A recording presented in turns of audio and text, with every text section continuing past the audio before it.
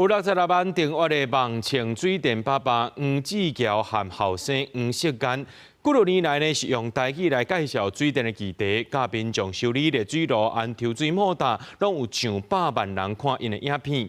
因也得到今年教育部的本土语言杰出贡献奖。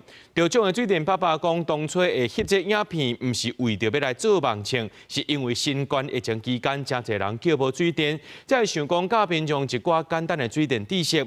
要来用台语来讲，因是笑讲，因为华语讲袂认同。咱准备来学报，看因学偌济，这个空呢，完全空，较早人看因底偌甜。水电爸爸用汤匙啊对电热水器挖出遮尔济地带，挖到尾啊，竟然挖要5公斤。这地带，这就是古早兄弟，阮兜哪有地带，就是这啊。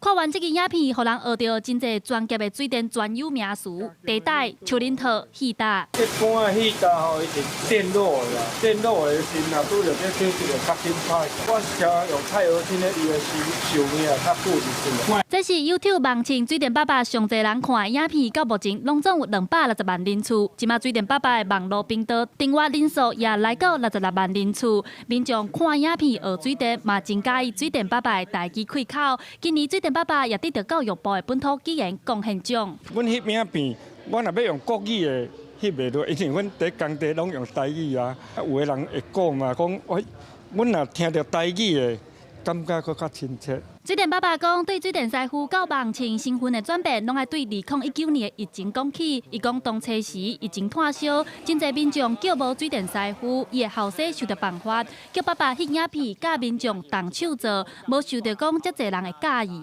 业主逐工就敲电话，找无师傅。嘛找无师傅的时，阮就会去想嘛。无，阮来翕只影片，互大家来分享。